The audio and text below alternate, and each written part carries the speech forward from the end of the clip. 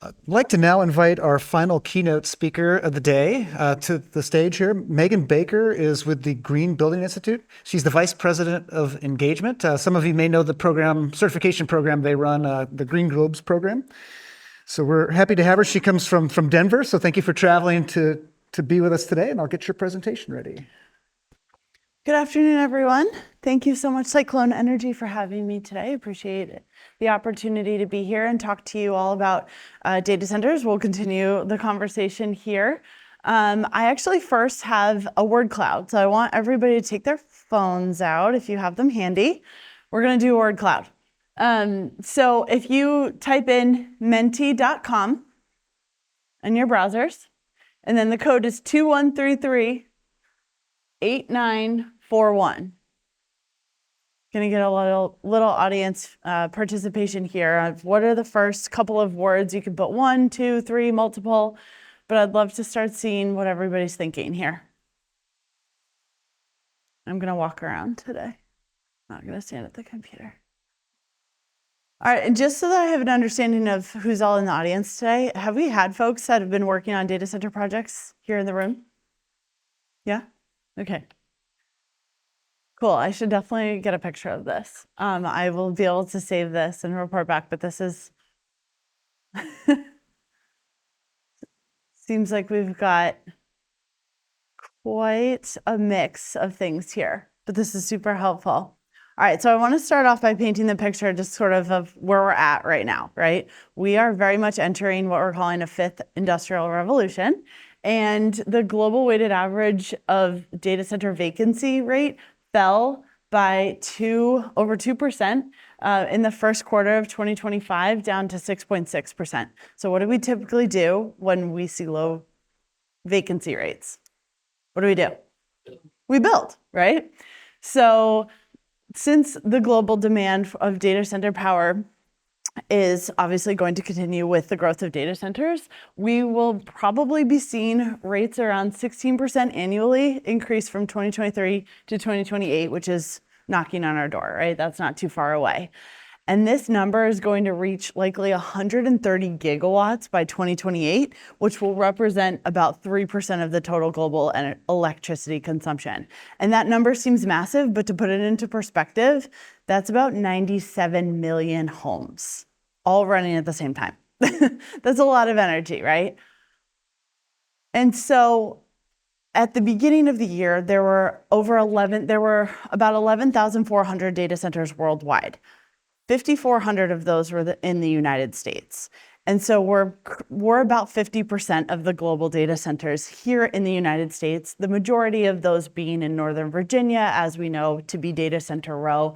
54 additional permits through the first 9 months of this year were also planned data center projects that were filed in Northern Virginia as well. So this number continues to skyrocket.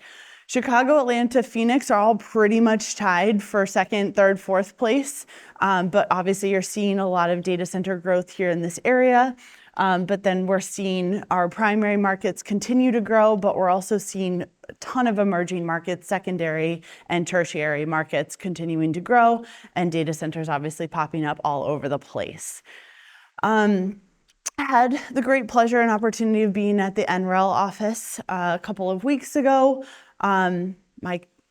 Thinking about them these past couple of weeks as they go through some pretty turbulent times. The work that they're doing is unbelievable, and I hope that they're able to stick with it and be supported however we can continue to support them.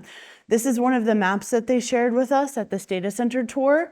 It is a geospatial relationship between data center development, transmission infrastructure, fiber lines, and metropolitan areas. So obviously you can see where all the yellow big dots are. There's a lot of data centers currently in operation. Under construction is the orange dots, and then the white dots are the proposed locations as well. So again, we're continuing to see a huge concentration of data center development up here in the Northern Virginia area, but we're also starting to see additional data centers popping up in West Texas. Obviously, that is not an accident. There's plenty of power, there's plenty of land, not so many people.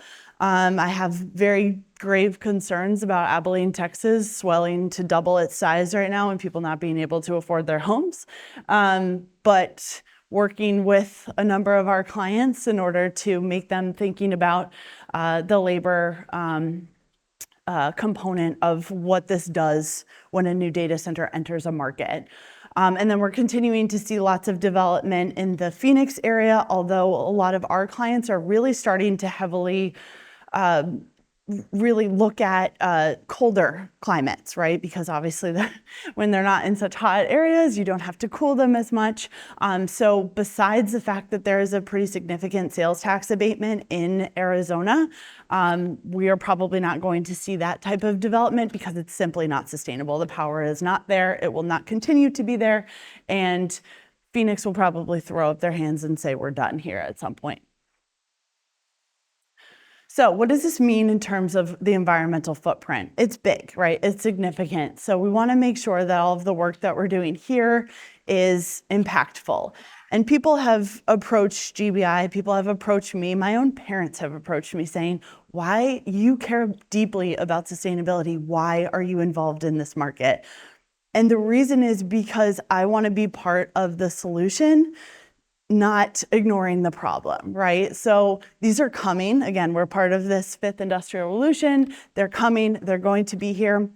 There are a ton of lessons that we're learning along the way. The learning curve is very steep, but I'm seeing a lot of really intelligent people working together to try to solve these really complex problems for how we could do this better so that we are not emitting 2.5 billion tons of carbon dioxide through 2023 or 2030. And this industry faces a lot of scrutiny. So there's a lot of really positive things that come from this industry in terms of carbon capture technologies and partnerships and the benefits that it can bring to communities.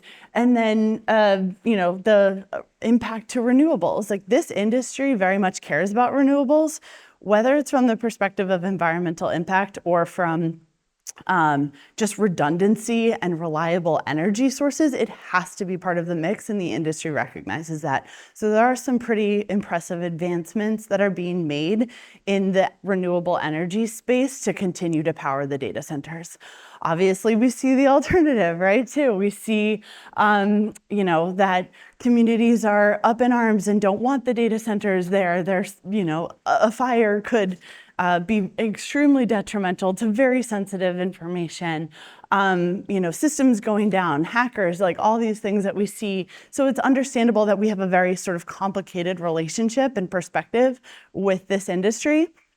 And then Jeff Bezos was in Italy last week or 2 weeks ago for the Italian Tech Week, and is now saying that we're going to have 1 gigawatt orbital data centers within 20 years from now. So we'll see if that actually happens. But so the good news is that everybody in this room has the opportunity to influence the sustainable development of data centers. And that's ultimately what GBI is also here to do, is to work with you folks, to work with our very progressive suppliers, partners, to figure out really good alternate solutions for this. Another piece of good news is that while we're seeing, things getting rolled back at the federal level, we saw over 300 pieces of legislation during the 2025 legislative session that would have impacted data centers. So states are very much paying attention to this.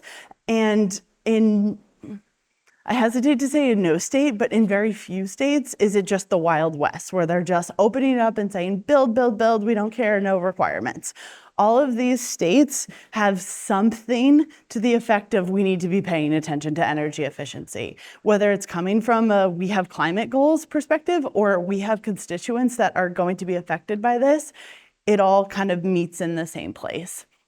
So we anticipate very similar activity during the 2026 legislative session that we will be very much paying attention to, and GBI is heavily involved in making sure that we are sort of serving as the compromise, if you will, sort of the middleman that doesn't represent the industry, but also, is educating policymakers to put good policy forth.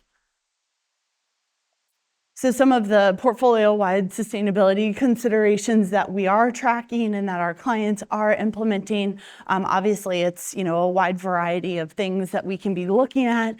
We're certainly encouraging for aggressive but incremental goals, like setting these lofty sort of pie in the sky goals. It's nice from a PR perspective. Is it actually going to work in reality? That's questionable, but so we always try to encourage sort of incremental progress. What are some things that you can be focused on today so that we're actually getting things done? We always recommend looking at other resources and frameworks. So the Green Building Initiative and the Green Globes and our brand new Global Ascent certification are for the building and the site.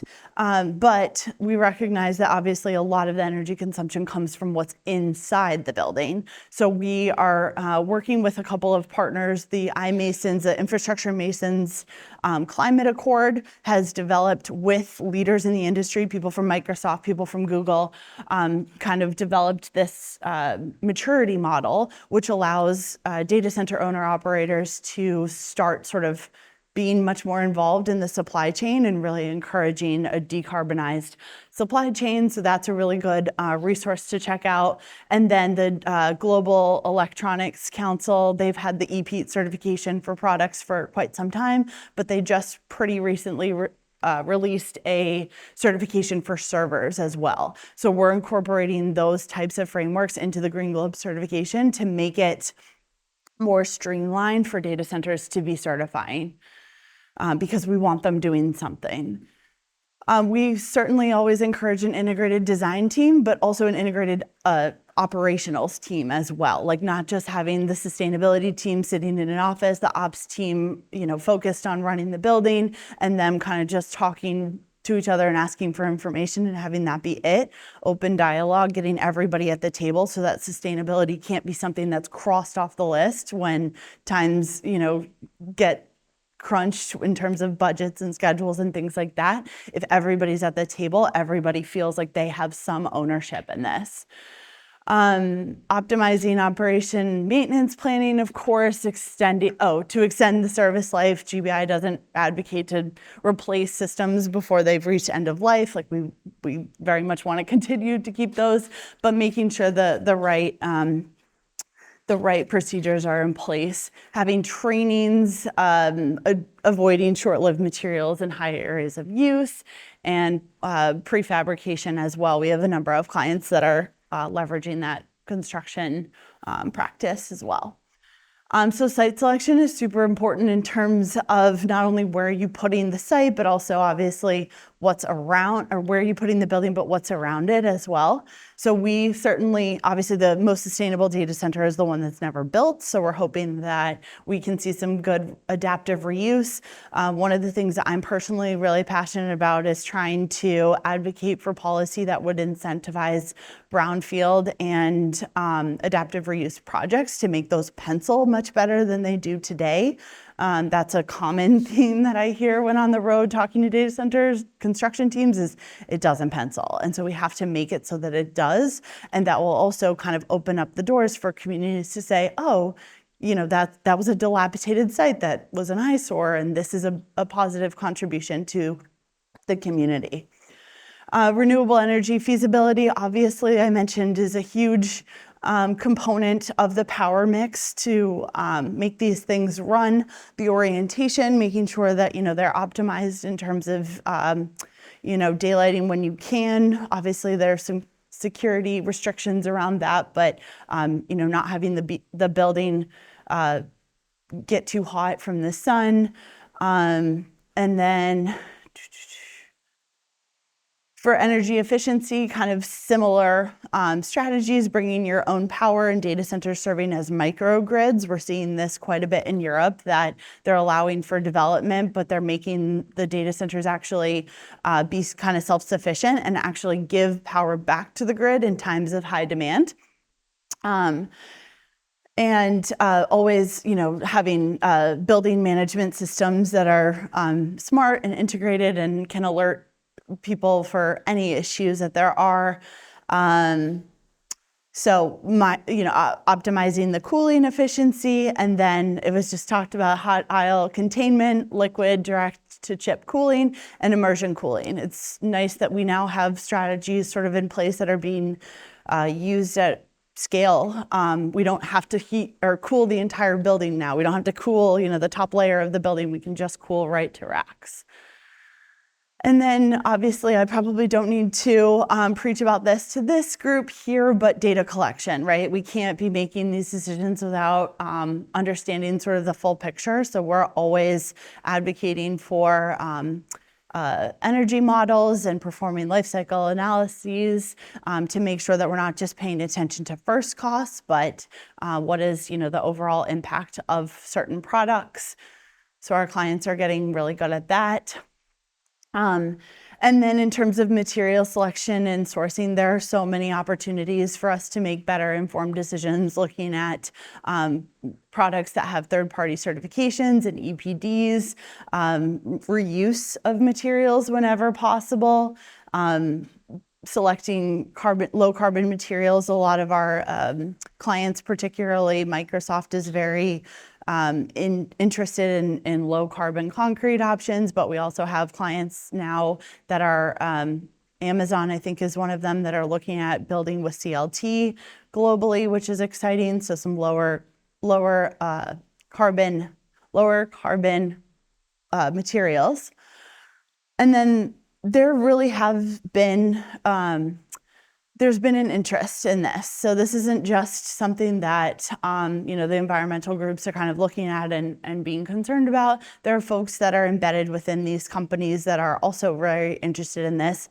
Gartner did a study for the top 3 ranked responses for having sustainability programs in place. Obviously, the first one kind of beat the others out by a long shot, but increased company brand and recognition. So having that as a tool for marketing to be able to say that we truly care about this.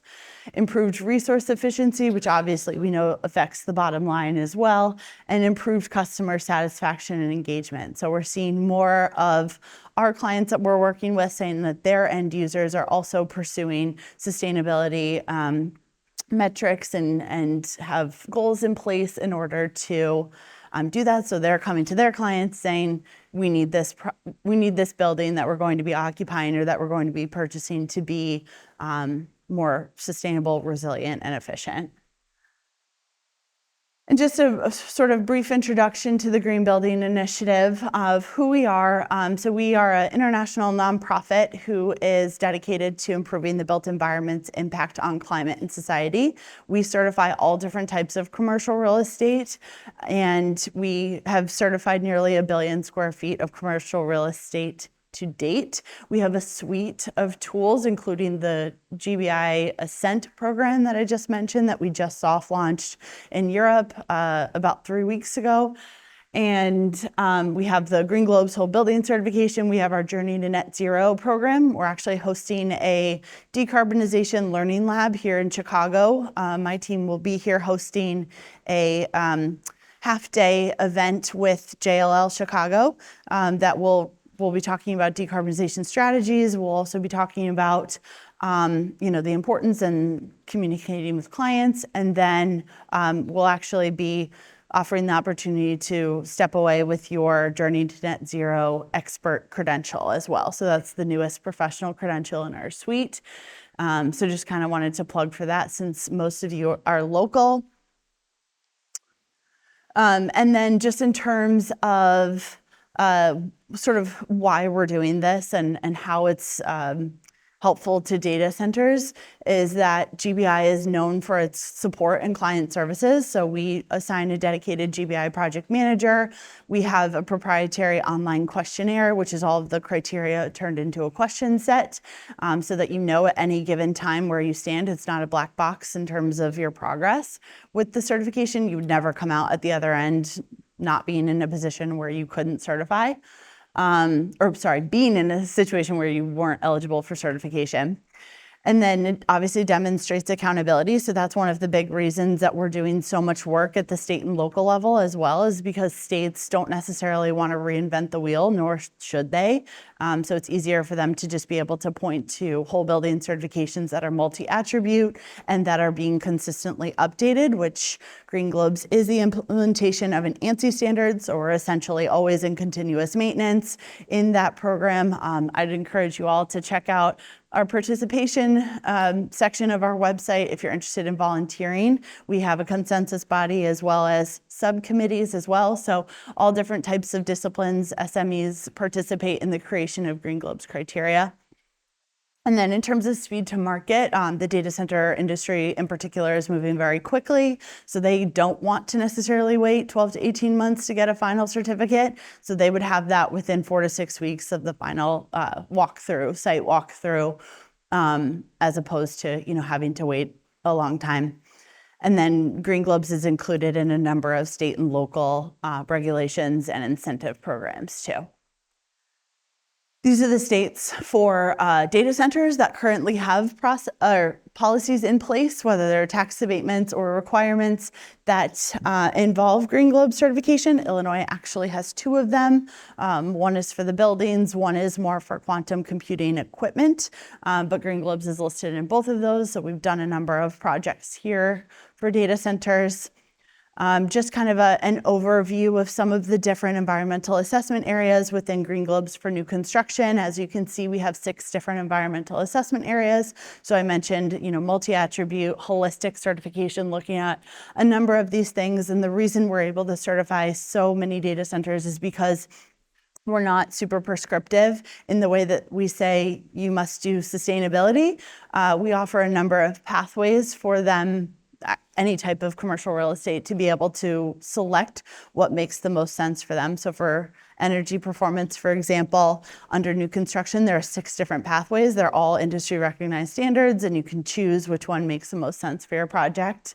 And we are encouraging rather than penalizing. So we're always looking for something that you can do better and offering personalized recommendations for improvement too. This is just some of the sustainability features that were implemented by one of our clients who actually has a data center out in, I believe it's Elk Grove. Did I say that right? Yeah.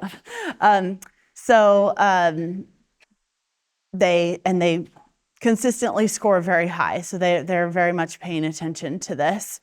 We actually hosted an event here in May for data centers. It was actually the only sustainability focused data center conference. So we were up here just kind of recognizing what we've all done, sharing strategies, things like that. And then we're helping try to tell the stories as well of our clients so that we can have a better relationship with communities and understand what we can continue to do to improve. All right. Outstanding. Thank you. Yeah. I went to that data center event here in Fulton Market, and it was I was really impressed. One, it was packed, but between the developers, the professionals that were there, I didn't realize so much was going on in the data center community with this deep drive for sustainability, the renewable energy. I knew about a little bit, but it was pretty incredible to see. We have time for questions. Does anybody have a question for Megan? Emmy? Hello, thank you. You mentioned that in Europe, some data centers have requirements for like on-site power generation and being able to feed back to the grid. And I've heard an argument be made in the US that data centers like this can help drive the adoption of nuclear power. And I wondered if or I guess do you have your finger on the pulse about that? Like where that is? It seems like they're being built so quickly that could be a pretty big challenge. So I just love your thoughts. Yeah, I have a lot of thoughts on that. I'm actually headed up to the Idaho National Laboratory in about 2 weeks to go learn more about the integration of nuclear with data centers. That's why they're gathering everyone together to see how 1 + 1 makes 2, essentially. So I will follow up with you once I have more information on that. But I think it's absolutely coming. I mean, how many years out is sort of not agreed upon. I've heard folks from INL saying that by 2030 is not out of the question for scalable SMRs. We're certainly pro all clean types of energy. We have clients over in Europe that are using hydrogen-powered generators, which I would love to see eventually. We have a few of our clients doing district heating as well. Obviously, that doesn't work everywhere, but in the places that it does and it can, we have clients that are taking their waste heat and using it to power greenhouses that provide the lettuce for all the local grocery stores. So we're trying to, push for more of that as well, but definitely very pro-nuclear. Thank you. Yeah, the district energy off data centers is really big in the UK. A lot of It is. It is. We unfortunately don't have the infrastructure or incentives here for it yet, but hopefully that will change. One question I had similar to hers was when you look at on-site generation for data centers, how often do you see kind of the various types of renewable energy solar versus it coming from nuclear or otherwise? Most of it's coming from solar and wind at this point. I think that will probably continue until we have a more viable and affordable option for SMRs. Hopefully that will be the case at some point.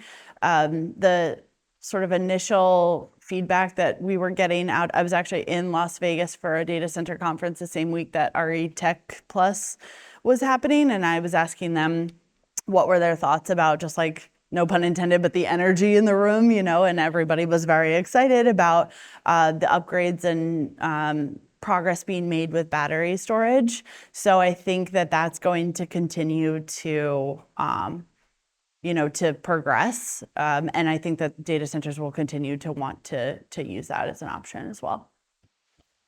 Thank you. Another question here, Tom?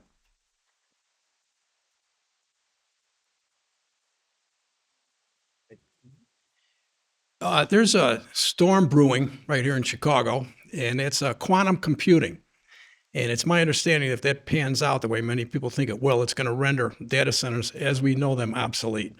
Any comments on that? That wouldn't be the worst thing. Right? If we're not going to have if we don't need to build the buildings, that's not a bad thing. I also think that there will be other, and that's my hope for the future, is that we're able to put this equipment in different types of places. Maybe, actually the Netherlands is already kind of piloting this and trying to figure out how to do this, but they have these data centers on canals that they're using all of the water for the cooling and not having to draw any additional water for that, and obviously the temperature. So I think that we're going to see more creative ways of hosting the servers and the equipment. But it's difficult to say at this point. It's difficult to say. I'll ask a question while I go over to Amir. What do you see with the people submitting for certifications with regards to embodied carbon studies? Is that most of the developments that are new or even existing? Yes, it is. So I mentioned the iMasons Climate Accord. That was a group of leaders that were put together several years ago from hyperscalers that all wanted to see sort of a standardization and a way to sort of push vendors in the direction of being very transparent, providing EPDs, providing their scope 3 emissions and all of that so that they can be tracking. I sat in a workshop a couple of weeks ago where the industry was basically calling for that. Let's all get together and decide, okay, if we want a 15% reduction in our embodied carbon, let's ask for this. If we want 40% reduction in carbon, let's ask for this. So I think that there's absolutely trends, and there are people at each of these data center companies that are fully dedicated to embodied carbon. So cool. I appreciate the presentation and all the comments here. You touched on it a couple of times, the district heating, location and siting of these data centers. I'm specifically curious because the examples that I've seen for district heating in Europe are first a very small scale, definitely less than half a gigawatt, that kind of stuff that I've seen. I guess wondering if there's a question of scalability, but two, in Europe, I guess being close to urban sites where you can use the waste heat, clearly a challenge in the US, all the remote sites you mentioned. I wonder if there are policies specifically in Europe that you've seen that maybe are encouraging the co-locations to be more of a symbiotic relationship versus what you're seeing in the US, which is kind of, yeehaw, let's just build. Well, I think that, I mean, one of the huge things in Europe is obviously the cost of energy, right? So they have to be as creative as possible and they have to be as efficient as possible. So that certainly, we had the conversation earlier about water, right? Like when water's super cheap, people don't care, right? They're like, it's not that big of a deal. I can just use as much as I want. But with them being under this cost crunch, that definitely lights a fire for people to start using that captured heat waste. We don't have that, and a ton of these huge data centers are being built, like Abilene, Stargate. That is 4 billion square feet, 8 buildings on the campus, 1.2 gigawatts. And where is that heat going to go? There's no lines to transmit any of that heat. There's nothing really out there. So unless we can get some huge scale projects like that, which nobody wants those in their backyard, I don't know what's going to be the carrot to make something like that happen. But we definitely, need the infrastructure, need the incentives before we'll start seeing that, I think, at scale. I'm hopeful for urban data centers that we'll be able to figure that out at some point soon, at least do something with it, even if it's, we'll see. We'll see. Great. Other questions for Megan? All right. Well, Megan, thank you so much for joining us. Great. Appreciate it. Thank you.